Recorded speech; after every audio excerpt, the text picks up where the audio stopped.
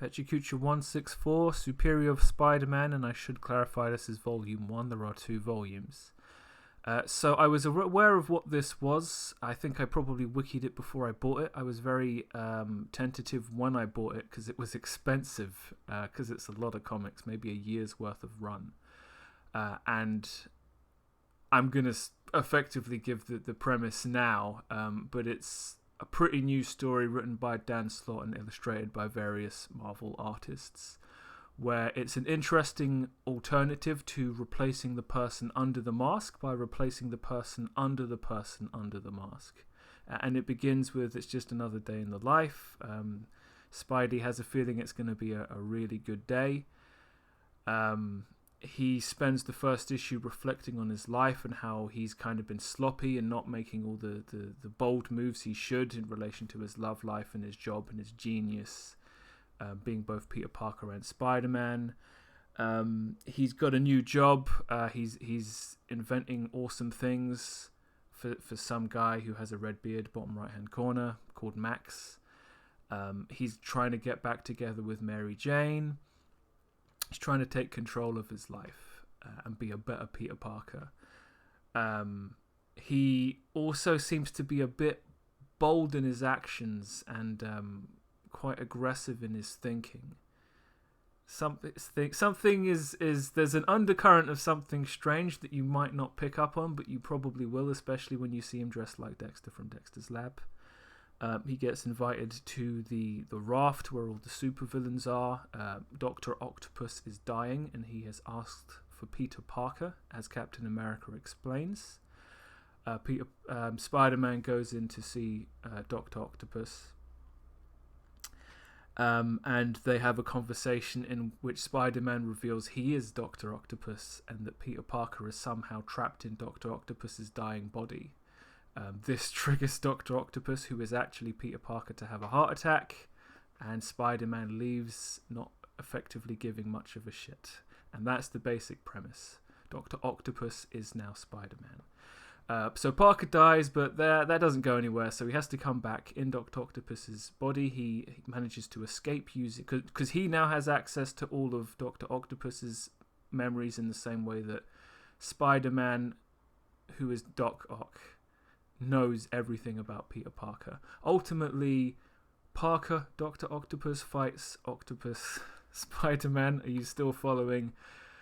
With Peter Parker trying to kill them both so that Spider-Man won't kill all his close friends and relatives, because, Dr. Octopus is a pretty bad guy, all things considered. All things considered, it turns out, when Parker forces Dr. Octopus to relive his memories as him, that he isn't going to be a bad guy, and he decides what he's going to do going forward as Peter Parker dies in his arms is he's going to become a superior Spider-Man and be a better Peter Parker than Peter Parker ever could be. And that is the premise. Which would be great, except next issue Peter Parker comes back as a ghost and stops Spider-Man from brutally murdering some 2-bit hood, because you know what, that would make sense. Of course, it's just too violent. I think they should have given the new Spider-Man time to adjust. He finds himself fighting some deranged serial killer, where in one of the many ways Dr. Octopus is trying to improve his life, he's become very efficient in how he deals with crime fighting. Here he's dealing with a hostage situation, and he just goes straight for the dude, and he gets him. And having got him, he then points the gun at his head and says, "Why shouldn't I kill you? Give me a logical reason." Which the guy can't. And what we see here is Spider-Man shoot a dude square in the head, point blank, in front of witnesses. And as far as I've read, this hasn't been retconned out yet. Spider-Man is a murderer. The fact he killed a mass murderer goes down very well with the mayor of New York, who for some reason is J. Jonah Jameson. And so we see one of the many bizarre things here where J. Jonah Jameson and Spider-Man shake hands to Peter Parker's ghosts. Massive, unbelieving surprise. This is throwing out all the stuff you know about Spider-Man. It's great. The Avengers are aware that Spider-Man has suddenly become very, very different. They brain scan him, but ultimately decide it's none of his business. But as they scan Spider-Man, Dr. Octopus notices something's wrong with his brain waves. He then he uses an old device of his to determine that Peter Parker is still in his head. He then goes into his own head to erase Peter Parker and his memories once and for all.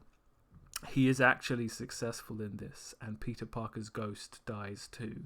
So now it's all about Dr. Octopus as Spider-Man going forward, trying to reconcile his opinions and intentions with the fact he is Peter Parker.